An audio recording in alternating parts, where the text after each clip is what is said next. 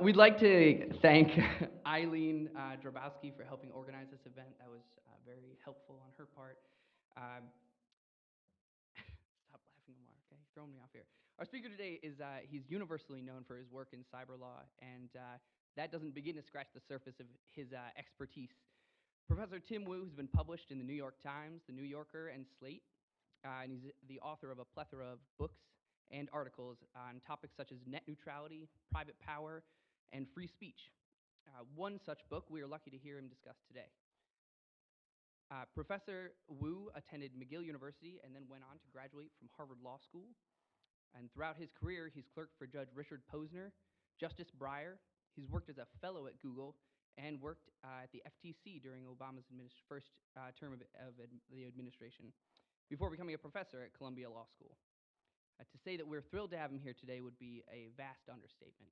So please join me in welcoming Professor Tim Wu. Sorry about that. Hey, thanks for coming. Thanks so much for the invitation, especially Raymond, who extended the invitation. It's a pleasure to be here. I feel a certain. I actually grew up mostly in Toronto, so I kind of feel like at home in the Midwest. A certain comfort. Didn't mean I like the Indians beating the Blue Jays, but I have a certain comfort here. What I'm going to do is tell you a little bit about the subject and how I'm going to talk about it. I'm talking about a subject today which I think is going to be of quite some importance over the coming years, maybe even coming decades, and that is the subject of human attention. The premise of this book, The Attention Merchants, is that human attention, that is, our time and our attention, has become one of the last truly scarce resources. We live in a time, well, at least in developed countries, where many of, I'm not saying this is true for everyone, but for many people, some of the basics have become within reach. And that which is scarce always becomes valuable. And increasingly, and I think even more in the future, it will be those 168 hours, that time and attention that we have, that will be one of the sort of the last resources, maybe you could say the currency of the future. And that's the subject of this book. Really, this book, and let me give you an example of what I mean by that. We by now are pretty familiar with the idea, I think, that you can pay for things with cash, normal money, but we also pay for things all the time with our attention. Why is Google free? How do we get Facebook? What about Twitter? How about all these news sites? In all these instances, you're actually paying with your attention. You're agreeing to give access to your mind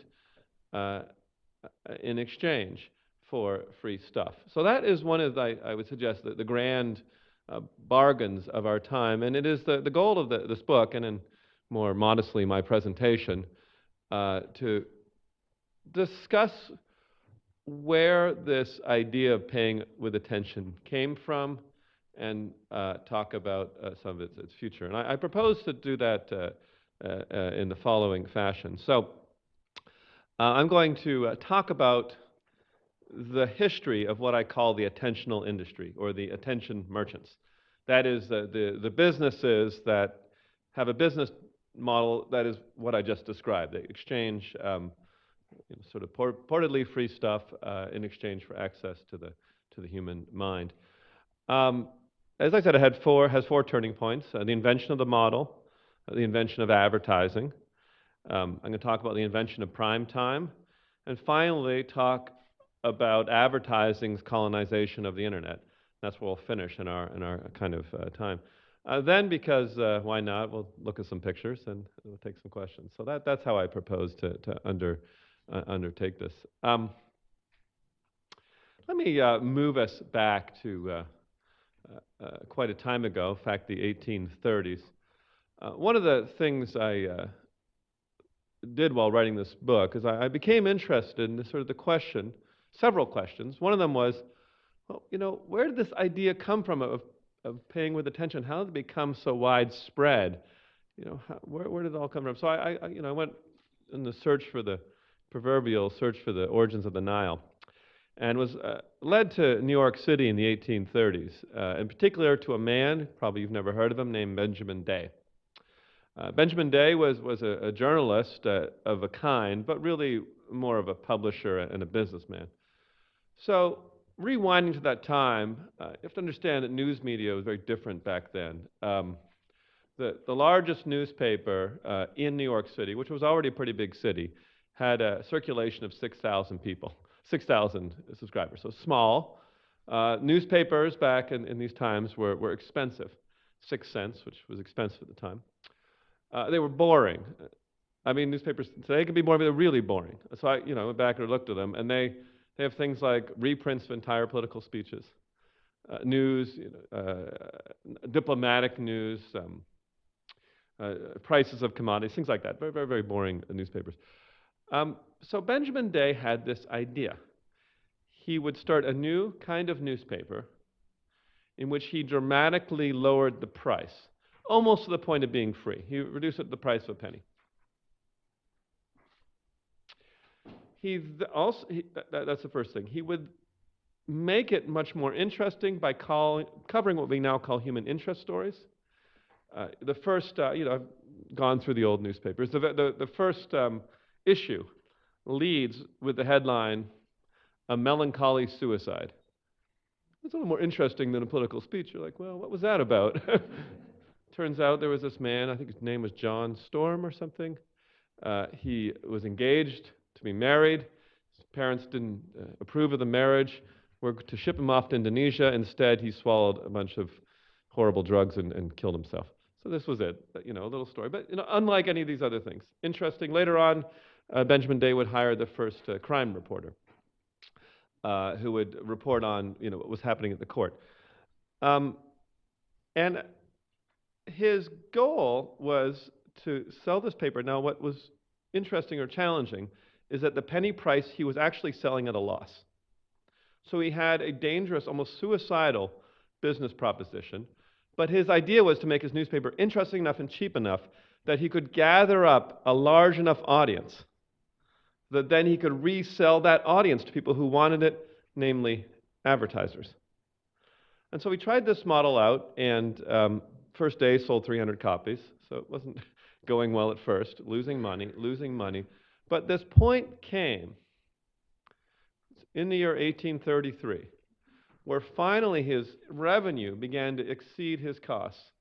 In that moment, I say to you, perhaps as important for the history of our civilization as the airplane taking off with the Wright brothers. There was this moment where the lift of advertising sales exceeded the costs of the newsprint. And it changed everything in several profound ways. First of all, by introducing such a cheap newspaper that was widely distributed. Eventually his circulation soared, and we'll see some of how that happened. You had a society now where people read the same thing, read the news. Such a thing became possible that we now call public opinion. Think about how something like public opinion depends on the idea that you start, at least vaguely, from some common sense of what's happening. That might be one of the reasons today we don't necessarily have the same kind of public opinion we once had. But at least at a minimum, you need people reading the same kind of paper. But it also began to establish some of what would become familiar themes in these attentional markets that are different than cash markets. And let me explain to you how that happened. Well, Benjamin Day had his newspaper. He started making money, started making a lot of money, more than any other publisher had made. And so, of course, he attracted competitors. Most important of them was the New York Tribune, which was run, I forgot his name right now, by this unusual fellow who was kind of severely cross-eyed, former school teacher from Scotland, and he pioneered a few techniques. He went even further than Day with his newspaper, the Tribune, in covering violent crime and death. There was an early statement that in 1 week or 1 month he covered 30 different killings and historical, present, always death. That was a big one of his themes. That attracted people. He pioneered some of the in-person reporting that we now kind of take for granted. One of his more famous stories, he went, somehow got access to the site of the killing of a prostitute who had been killed with an axe and lit on fire. And he wrote, and you can understand, I mean, exciting today, I mean, not exciting, maybe that's the wrong word, but interesting. Well, he seemed excited by it. That's why I mentioned the story. So he wrote this, I read all these things. And he described the woman as more beautiful than the Venus de Milo, her perfect skin, sort of this strange fantasy to him. It seemed like the only thing marring the experience was the gashes on her head and the charring of her body. So this was him. So technique number one, he ran pretty far towards the more lurid, extreme stuff. New York Tribune. The second thing he did, and you'll recognize this pretty quickly, is Gordon Bennett is his name, I remember, engaged in enormous fights with every other editor in the city. So we now sometimes call this trolling. He realized that there's no better way to attract attention than a fight. And so his issues were full of insults towards other editors, political leaders. It didn't matter. He just wanted there to be a continual fight. Something that professional wrestlers, rappers understand well. Our current president all understand that fights create attention, and he used that technique to its utmost. So he began to gain. The New York Tribune began to gain on the New York Sun, and so what does the New York Sun do about it? Well, this is what their comeback was. One day in 1834, there appeared a most interesting article in the newspaper announcing a series of 6 articles chronicling what had been discovered by the world's largest telescope in its investigation of the moon. Turned out the first was relatively low-key. They had the telescope, they set it up. They'd seen lakes as larger than our lakes, trees and so forth. Went through and through. But by the 4th and 5th and 6th episodes, the pitch grew as they discovered life on the moon in the form, something not unlike a unicorn. These herds of things like buffalo, but with giant horns. And finally, in sort of the climax, the last episode, they disclosed the discovery of the man-bat, which was a creature not unlike ourselves, but capable of flight, a strong sexual appetite, didn't respect our norms as to decency. This series, as you might, printed as news. This was not like, oh, here's this fun story. This printed as news. Story was printed as news, and I'll add, never retracted. Garnered enormous amounts of interest. In fact, there were lines, people waiting to get the next installment of the newspaper. I mean, you could imagine if someone had discovered life on Mars or something, we might have the same kind of sensation. And so, here you have it, 3 years into an attention merchant business model. We have both the invention of tabloid journalism, trolling, and finally fake news, all within 3 years. And I think it tells us something interesting about attentional markets. How the competition, for people in here, I know Raymond was an antitrust guy, who are interested in others, interested in markets. Classic economics, neoclassical economics, projects a competition which is primarily centered on prices and quality of goods, right? Lower price wins, or better quality goods, and so forth. Attentional markets, which are trying to seek out, gather a crowd and resell it, are different. They're two-sided markets. and they tend to almost automatically gravitate towards the more lurid, the extreme, these kind of unusual strategies, which you see repeated over and over again, whether it's political campaign, whether it's these products, and so forth. And that's part of what I think is important to understand. It's just how do attentional markets work, and how are they different than cash markets. So that's one turning point, the invention of a pure attention merchant business model. I want to turn to my second point, which is the invention of advertising. Now, at the beginning of this book, I had done some historical research in this area, but I never really, I realized I didn't know when advertising was invented or what it means to invent advertising. And there's a lot of inconsistency on this point. It actually depends what you call advertising.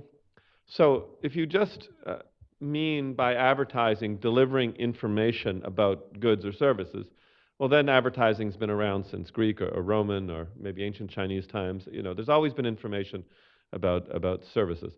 But if we take as advertising the development of techniques designed to make people do things they otherwise wouldn't. Or maybe I'll say that, no, you know, we're an academic institution. Efforts to shape demand curves as opposed to merely inform. Well, that's a different story. And I want to link it to two particular historical periods. First is or two industries. First is the late 19th century English and American patent medicine industry. Many people have heard of patent medicine, snake oil. My book actually has, I did a lot of research into real snake oil. There was a fellow who sold it. So what's so interesting about these medicines, you know, they're kind of interesting only because, well, everyone's kind of curious how could they have bought this stuff. But also, they're important for their role in the invention of advertising because as the medicines did not work, they had to have really good advertising in order to sell them. And so in this period, you have some of the development of techniques that would become very key and in some ways still remain a large part of contemporary advertising. And I'll describe a kind of a three-step process that was developed in here. And unbelievably, I think you see in a huge number of advertisements today. The first and you see it. The first is this idea, which I mentioned earlier, in common with the newspapers and so on, is that the most important step is, first of all, to somehow gain attention at all. So the old patent medicine advertisements always have something crazy or strange looking about them. The snake oil was sold by a cowboy who was in this full outfit with a goatee and a beard, and he sold when he sold his products in person, sold them from a booth crawling with rattlesnakes. I mean, I don't know about you, but snakes are interesting. Or at least you cannot ignore them. Let's put it that. I think scientifically, if you see a snake, you will look, there's a snake. If there were a snake over there, you would probably be more interested, despite how interesting my lecture is. That snake would grab your attention. So grab attention. Second thing, moving more into how they affect demand, there was this technique of understanding or tying the advertisement, and they're very straightforward how they do this in the old days, to some very deeply held fear or desire on the part of the audience. And the third step, in advertising jargon, they call this the call to action, or there's other words for it too, is you offer the product as the cure, as the solution. I can solve this problem for you, or I can give you this thing you want. You know, basic kind of sales. But you see this development of these techniques. And they lead to patent medicine at one point becoming an enormous industry until it eventually gets unmasked and people. But then later on, you see it incorporated into all kinds of regular goods as a way to sell things. And I'll say this is particularly the case after World War I. So let me give you a couple of examples of products, ordinary products that end up being sold using these techniques. One example I'll give you is orange juice. Let me just give two examples, actually. Orange juice was a new product at one point. Um, the orange growers of California felt they needed something to stimulate demand for the product. And it wasn't working on its own, so they went to an advertising man. His name is Cloud Hopkins. He plays a big role in my book, a former minister. There's a lot of figures in advertising who were formerly in religion, and I'll leave it to yourself to explain why that is or not. Well, I think I mean, the obvious answer is they borrow the techniques of religion pretty explicitly, and we'll talk a little bit more about that later, or if you want. So, orange juice, we weren't selling. How are we going to sell this thing? Cloud Hopkins hit on the brilliant idea that he would market it as a medicine for babies, a sort of tonic for small children and babies, better than breast milk, designed to increase the strength and fortify. Found a bunch of doctors who would certify that this was the answer, orange juice, and ran all these ad campaigns with mothers with little spoons spooning orange juice into their children's mouth, and Dr. So-and-so says it's better than milk. When they discovered vital amine C, later known as vitamin C, that became the important secret ingredient. And I should have said this about patent medicine. The idea of a secret, this is, whatever reason, this idea of a secret ingredient in the product is like a key to it. And, you may laugh and think, snake oil, vitamin C, but you look around like our products, raspberry ketones, gold-plated stereo wires, Nike Air shoes. The magic ingredient still holds its kind of power. Something mysterious, something ununderstandable. Anyway, that was orange juice. That was a successful campaign. And I think myself, growing up, I remember somehow thinking it's really important to drink orange juice every day. I remember thinking that. Maybe I still kind of think that, and it came from a campaign. So that is building on a desire and sort of a fear. Another example, these are just example, was the selling of Listerine. Does everyone know Listerine? It's this mouthwash. So the product originally had a very different history. It was originally used for a disinfectant and for washing floors. And it came under new management. They're like, we need to increase the sales of this stuff. And so they had the idea of using the mouthwash. Okay, but how do we get people to buy this product? How do we build demand for this product? So they thought long and hard. And at this point, coming into vogue was the idea of selling products to women, which was a relatively new idea in the 1920s. And someone hit on the character that they called Poor Edna, who was often a bridesmaid but never a bride. The theory was, or as the ad, this is a paraphrasing of the ad, poor Edna. She is as charming and as beautiful as any of her friends, yet she is rapidly approaching the tragic age of 30. Like every woman she wants to marry, they said. She's radically approaching the tragic age of 30 without a suitor in sight. Why is this? None of her friends will tell her she has halitosis. Bad breath. Listerine, the solution. So, little Edna, and a bunch of advertisements like that, I think show us fairly clearly. You can see, even right now you might wonder, do I have bad breath and no one tells me? How would you know? And what's the solution? Listerine. I almost want to buy some already. And so you can sort of start to see how you have this idea of advertising different than something that just gives you information. Different than this idea that you can buy something you already want, let's say butter or milk for $1 a gallon or whatever. I think it's now $8 a gallon if it's organic milk. But whatever it is, it's like organic milk with 10 other special magic ingredients, $8 a gallon. But you can see that how this was a profound invention. And why it's so important for my history of the attention merchants is it created the engine. It gave a reason, a very powerful reason for people to want access to the minds of the public.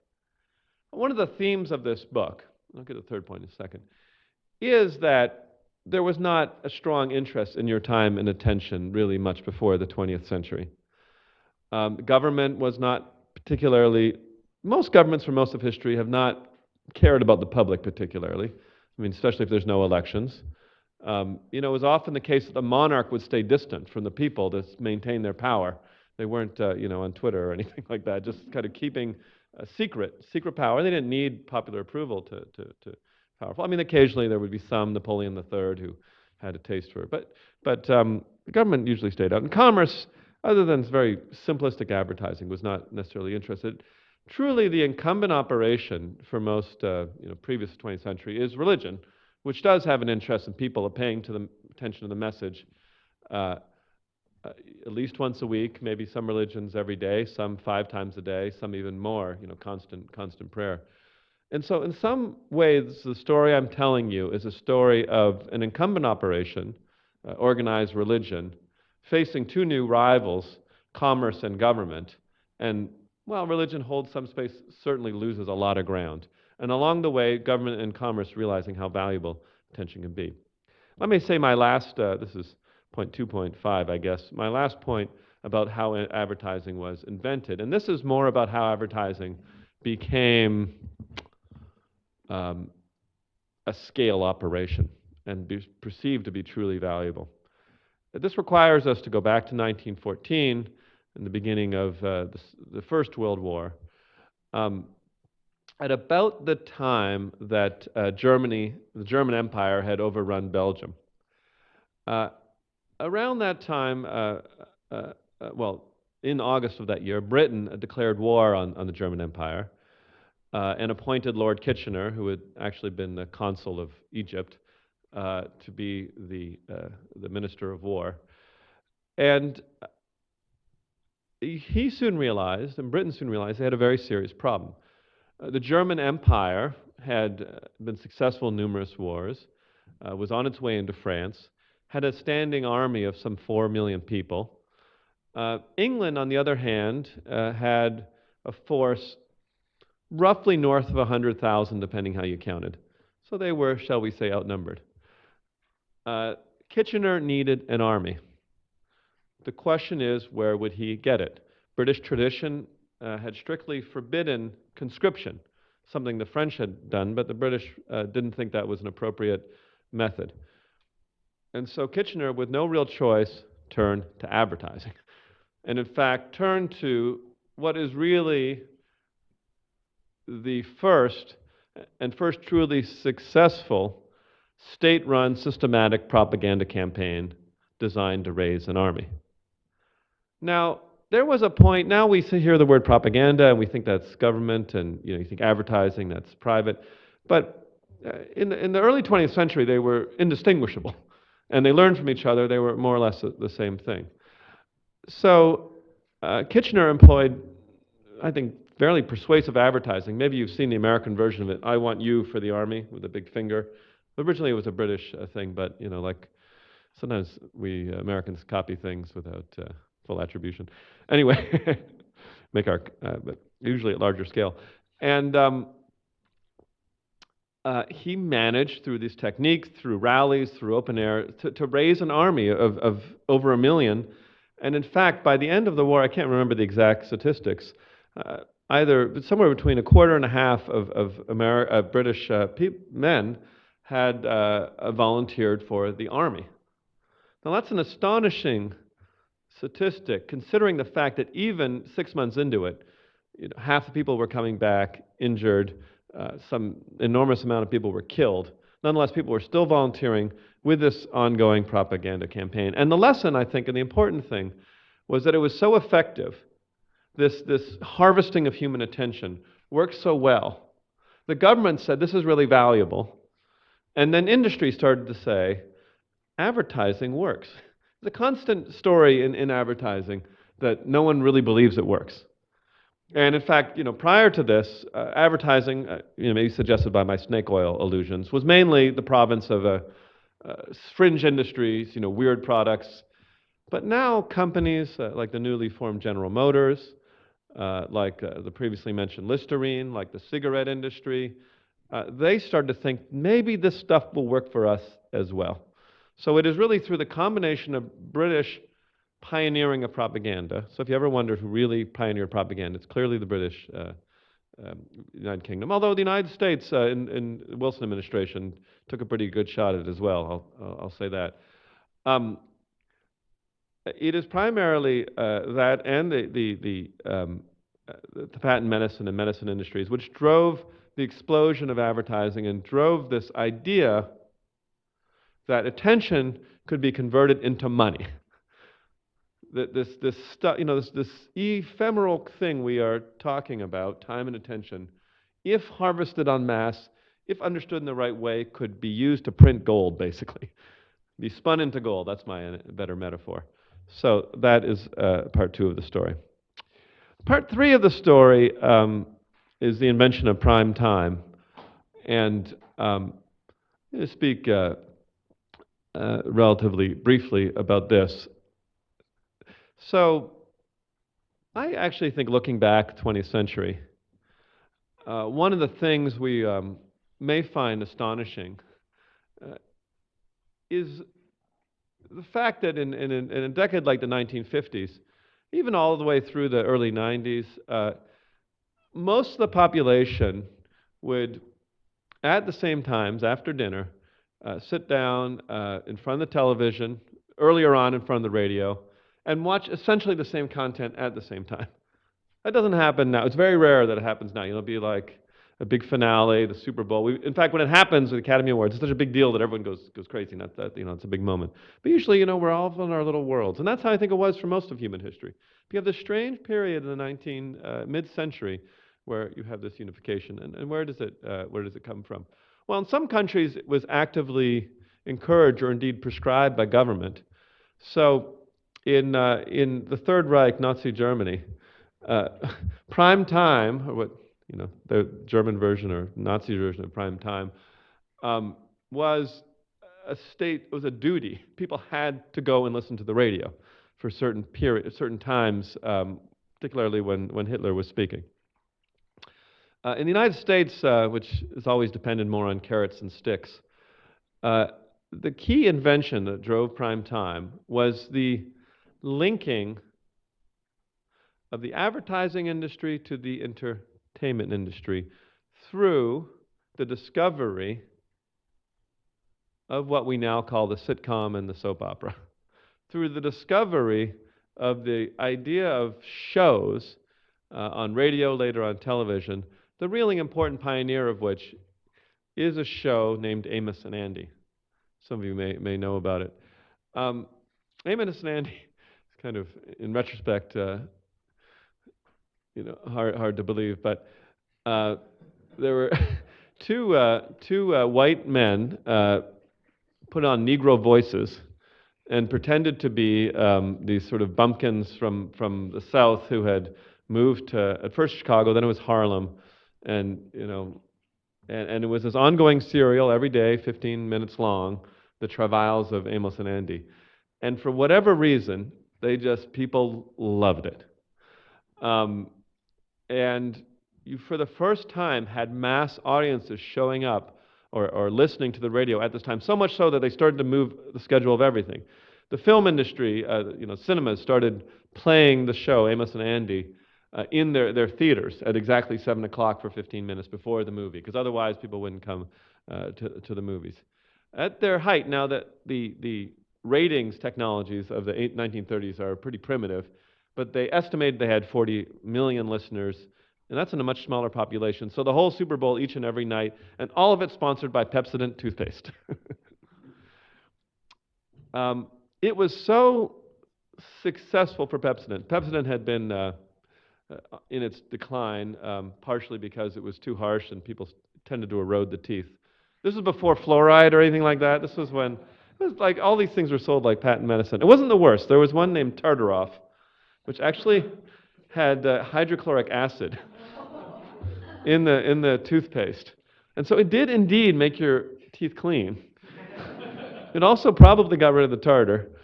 Other than that, I don't think I would recommend it.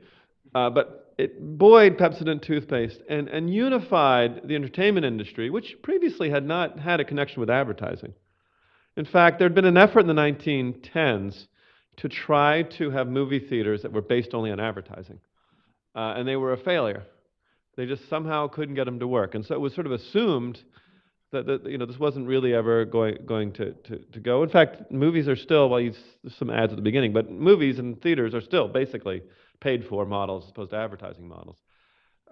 They do force you to sit through a couple ads, which frankly drives me crazy, but there you go. So you have this unity and you have this institution of prime time, and I think a lot of our present is built on that idea, on the value it conveys, particularly it goes to television. Um, in this book, I discuss the concept of peak attention. I'm not completely sure what it means, but I describe the topic anyway. And one theory of when that might have been was somewhere in the 1950s, where reliably, I think this sounds like so alien to our current environment, a show like I Love Lucy could regularly bring in 50 to 70 million viewers. Ed Sullivan at its height would hit 100 million on Sunday nights, and on a fairly consistent basis, everybody. And you can see, I think, rather obviously that the kind of culture you have, the kind of nation you have, has a lot to do with how, with the information people are exposed to, and more particularly whether everyone tends to watch the same thing or different things. We often talk about today there being filter bubbles or very disaggregated country, and we talk about political polarization. I don't think it's not a grand stretch to see how this can be very closely linked to how the attentional markets operate, whether everyone is consuming the same product or consuming very different products. And if the 50s was the high point of one product for all, we may be right now in the high point of everyone has their own individualized news or information product, which is possibly why we're so much different. Now, what is a better approach? I can speculate this, what is better or worse is sometimes can be hard to say. Sometimes I think we long for a time when we were more unified, when we were, one country, sort of watching the same news, Walter Cronkite, reassuring figure, more unified, more agreeable. On the other hand, you don't have to go far in that period, the mid-century, to look at some of the totalitarian regimes, which had one source of information, forced watching, and think, there's a certain level of conformity you might not find comfortable. But that is the debate, and a lot of that, as I'm suggesting, has to do with these markets for attention, and whether people are subscribing to many things, or their own things, or all to one. All right, well, let me, I think I'm going to sit on my last, and then we can look at our pictures. Let me talk about another key turning point. There's more, but I simplify it to 4. And that's when the internet finally becomes colonized by this business model and by advertising in particular. So if you go to the year, zoom ahead to the year 2000 or so, we arrive at a company named Google, which has always been a company that has had a lot of brilliance in it. But in the year 1999, 2000, was not particularly lucrative. In fact, they were quite the opposite. They were just another money-losing startup like anyone else. So Sergey Brin, Larry Page were desperately looking for some kind of business model. Now, you might have thought, in retrospect, that advertising would be an obvious business model. But what's so interesting about Google, I think, is that Page and Brin, particularly Page, hated advertising and had somewhat staked parts of their careers as being anti-advertising people.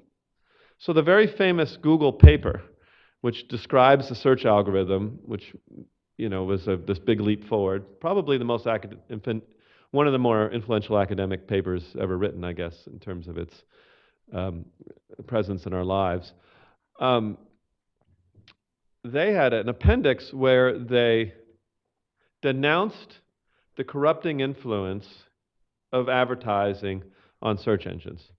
They essentially said something along the lines of, a search engine can only serve one master.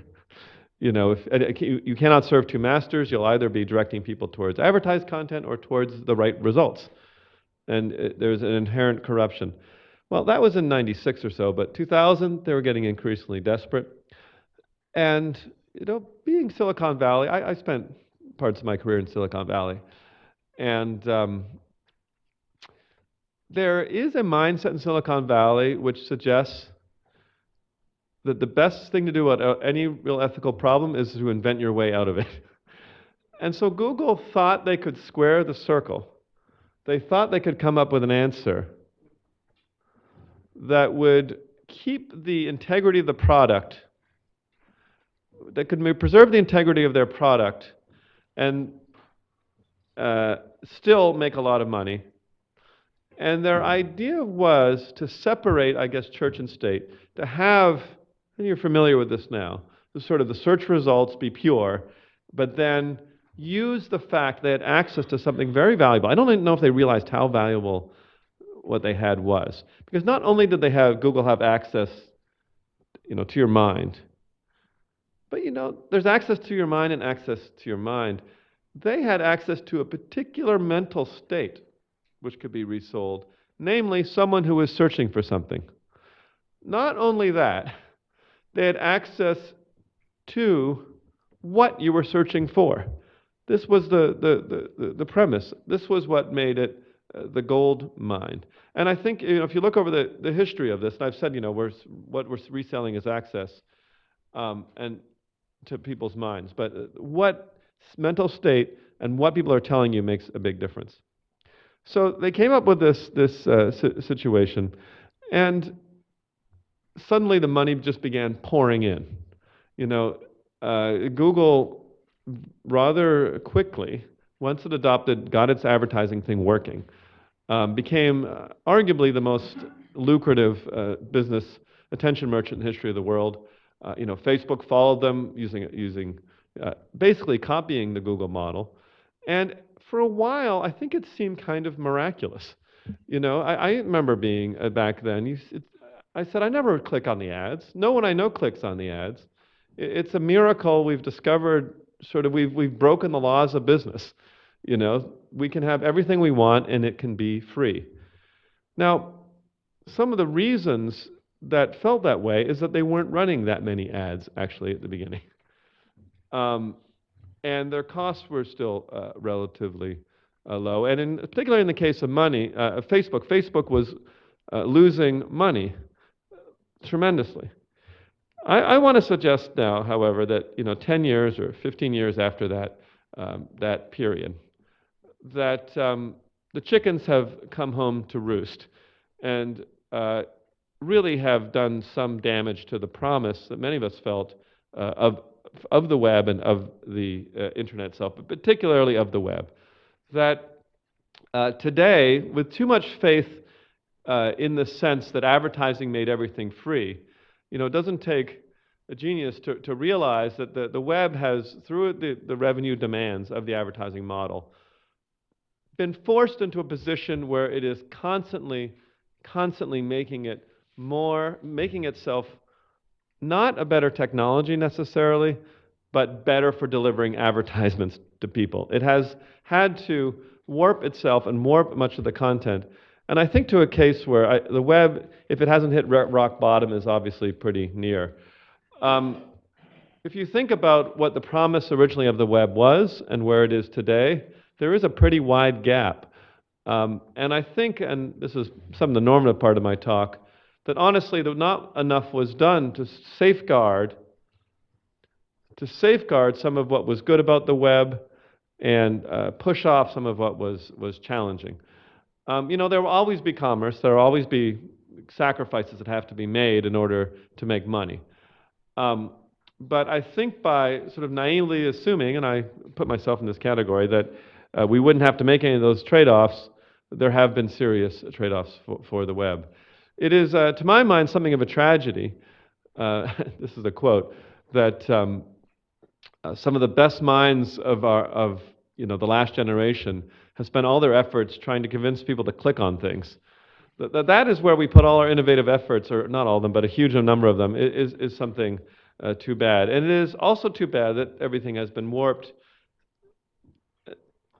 in the interest of trying to harvest one more tiny sliver of this 168 hours, which all of us are beyond. So I'm one of these people, and I'm getting the normative part of my talk, where I think and hope that the web can find a different business model for at least some of it. I do believe also that it's incumbent on those in this room who believe that we need to see some of the downsides of the business model I've been describing, and understand when we do sometimes need to pay for things and pay for things in smart ways. And I essentially am calling for, and the reason I wrote this book is to engender a recognition of the value of human attention, to have us understand the cost of this business model. Not to say we should never have advertisements or, that it's not, but to understand this business model is constantly going to expand, is going to want more and more of our time and attention, and does make its money by manipulating us. And understanding these basic facts, and understanding that we are paying quite a bit, and understanding that the consequences are serious, are something I want to leave you with. Now, not all bad news with this sort of a downer. I think that the industry goes through its cycles. I think that there are, and if you see the book, there are periodic revolts when too much of our time and attention is taken. But I urge the people in this room, and I can discuss this more, to think about how your time and attention is spent, whether it is actually doing what you want to do, whether your goals, whether you're getting pulled from your goals. I mean, I'll just give you something that happens to me too often. I go to my computer, I have this idea I'm going to do one thing. Maybe it's buy a plane ticket. Maybe it's write one email. Suddenly 2 hours have gone by, and I have no idea where that time went. That is the cost of this business model. It is measured in terms of the diversion of us from our goals to goals which are not ours, or in the addition of goals or demands that we didn't know we had previously. And so that's what I've come here to warn about. It's not all a sad story. I do believe that we have it within us to understand our environment and in some ways take back our attention, but it takes an awareness and a dedication to doing that. So why don't we look at some pictures? How about that? All right. So this is, I said the New York Sun was exciting, but it doesn't appear that way so much, but that's what it looked like. There is the invention, I say, that changed the world as much as Wright's airplane. Price 1 cent. And I don't know if you can read this, but it says somewhere there, oh, I can't even see what it says, something about the fact that it's all, news and also a good platform for advertising. I didn't mention these, but one of the techniques, this is early advertising, one of the techniques that advertisers started to understood in the late 19th century were some of the ways of seizing attention involuntarily as well as voluntarily. And, scientists confirm this later, but these posters were a big deal. They used bright colors, attractive women, moving objects, monsters, to sort of force you to almost, and actually, for certain things you can't control your attention. You will look at things like, that wasn't very loud, but a loud noise or a moving object, or like the snake I described earlier. Some things automatically can seize the attention. Here's our friend Clark Stanley and his snake oil. And he sees something intriguing about it. Some sort of mysterious idea, and a claim to cure an awful lot of things. Actually, it's modest compared to some of the other patent medicines. There's one I came across, maybe I should put it in my slideshow, that claimed to be the elixir of immortality. Using ancient research, Dr. Livingston or something has discovered the cure for death. And this was printed in a newspaper without any kind of conditions or like this is an advertisement. It just says it. You know, like it's like fake news again. Like just here is, well, I don't know, maybe it was real. I didn't try it, but um, they make pretty good claims. So here's some of the British propaganda. You can see the borrowing of some of the techniques from the advertising poster.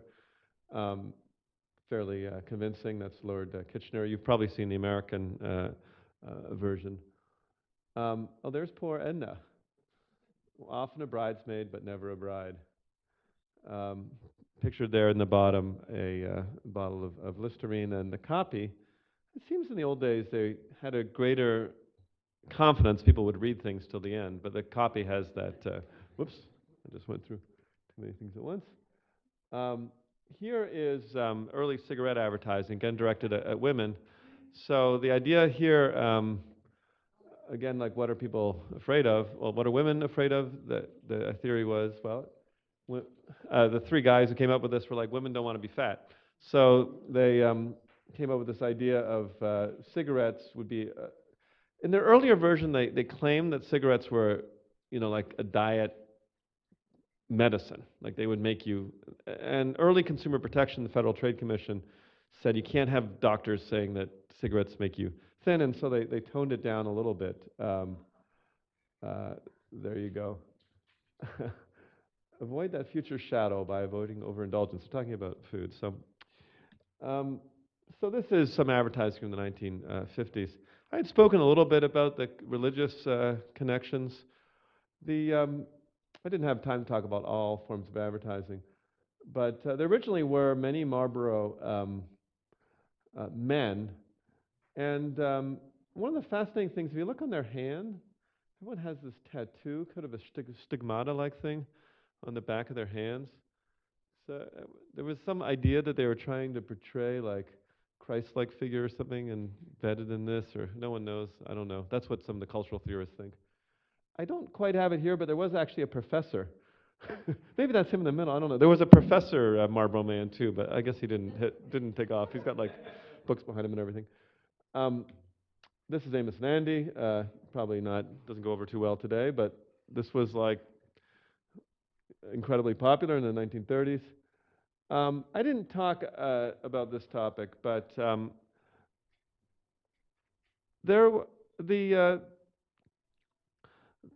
Coca-Cola was obviously an important factor, and one of the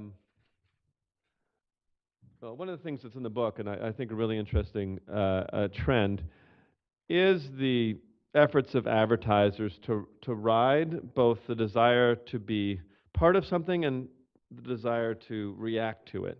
You know, to sort of seize the counterculture and make the most of it. So Coca-Cola in the 50s did an amazing job of sort of what I've talked about, one product for everyone.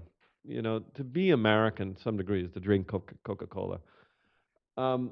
And in the 60s, when you have the beginnings of a counterculture, and you know, people saying, you know, be something different.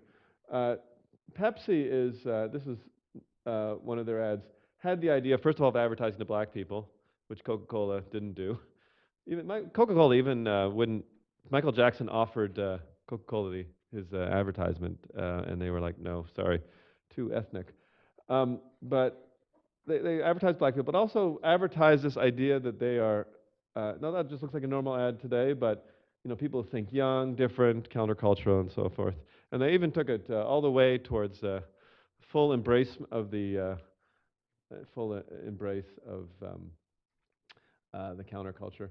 Anyway, that's I think I have something else, but it's not related to this particular version. So thank you very much, and I'm very happy to take any questions you have.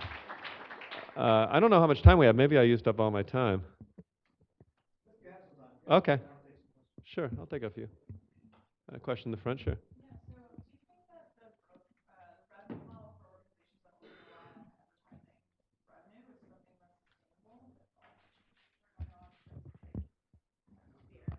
Yeah, I think, no.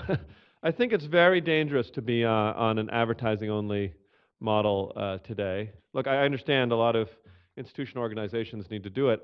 I think the competition for attention has become incredibly intense. And I think it actually not only explains, when you understand that, it explains a lot of things. Um, yeah, I think there was a sense that different parts of history where people are almost desperate for information or news or something. Obviously, like 150 years ago, even 30 or 40 years ago. Today, it's really hard for anyone to get their message out. I gave this talk at Episcopalian Church Seminary the other day, and they're like, "Yes, we just can't compete." Nonprofits are trying to get their message out. They have to find a celebrity if they want anyone to like listen at all. Politicians, I think Congress has become one of the reasons, many reasons Congress has gotten more crazy. But one of the reasons I think is they're frankly desperate for attention. Like it's hard. And so I think it's a very competitive market. And I think that the big platforms online or television and other sets, they have a powerful position. So trying to get into that game is really hard. So this is like a tech. If I was talking to tech people and I was like, "What's your next startup?" I'd say if it's depending on advertising revenue, you better think of something better. And I don't know what it is. It's like I wish I had the magic bullet, but the easy days in that sphere are over. It doesn't mean you can't make any money in that area, but it's tough going. Yes, sir. I read a book years ago called Marshall McLuhan, about subliminal messaging. Uh-huh. You mentioned earlier about manipulation. Yeah. How far does this process go into subliminal invocation, and how far does it reinforce archetypes and stereotypes in terms of our conditioning process? That's a good question. So I should say first of all that Marshall McLuhan is in the book that I wrote. He shows up now and then. He has this meeting with Timothy Leary that I think is pretty interesting in the early '60s. Um, so I don't know anything special about subliminal advertisements, whether they work or not. Uh, what I do know is that none of that stuff can work until someone has your attention. Right? One of the things I want to emphasize is there's always this prior step. Someone have the most amazing subliminal ad, but if you don't watch TV, it's not going to get to you, right? Someone could that initial game, that initial contest to get people's attention at once, is where I think a lot of things are won and lost. In politics, is a great example. Who actually reaches people? Um, it is the candidates who manage to make themselves unignorable. So I don't know whether subliminal works, but I think that that the earlier stage of attention is where the battle is won or lost.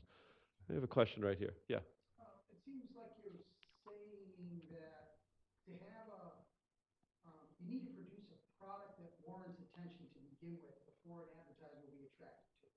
Yes, that's right. And that Google and Facebook are no longer focused on providing that product, but now more focused on the ad company satisfaction. That's well, they're interested in both. I mean, they have to keep their audiences and they have to improve their platform as a delivery device of advertising. One of the things I said maybe, or I've said, and maybe I said here, is that um, Facebook and Google haven't gotten much better over the last 5 years for people. They've gotten mostly better for advertisers, right? And that's like, is that what you wanted? Yeah. Kind of that, and then have you, in your research, did you see that anywhere else in history where somebody has started to Yes.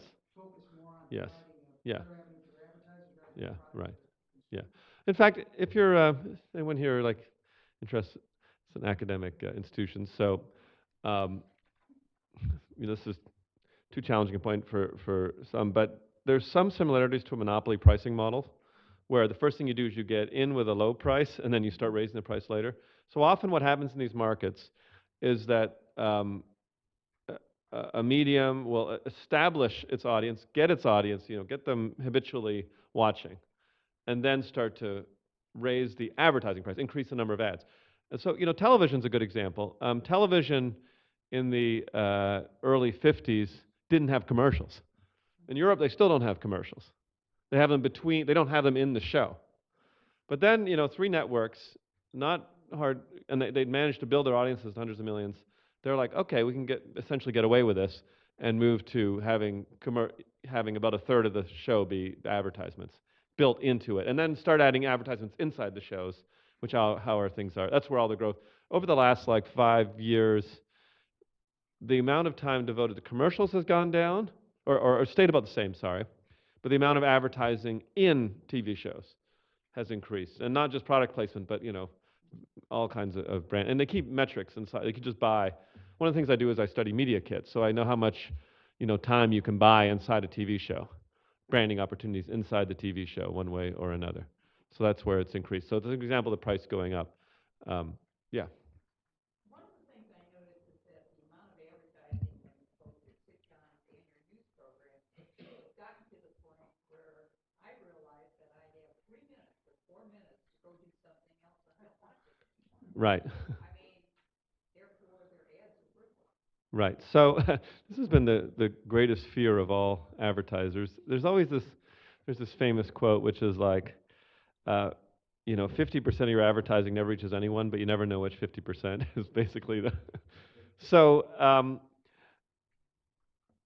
what you're talking about, this avoidance, this like resistance to advertising, has been a part of the industry like since day one, and a lot of advertising is wasted, and there's always, and no one really knows whether anyone. Well, online they know if you're watching it because they can tell whether you click on it or not, right? But on televisions, no one ever knows. But this is a serious problem. We're in a state of huge transition in the industry, and it is possible.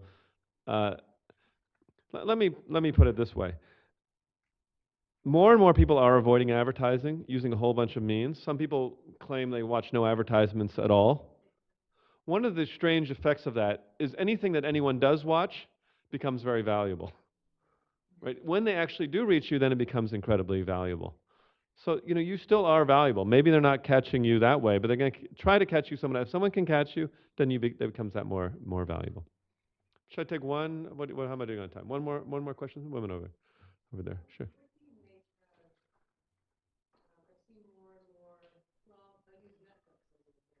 Yeah. Yeah.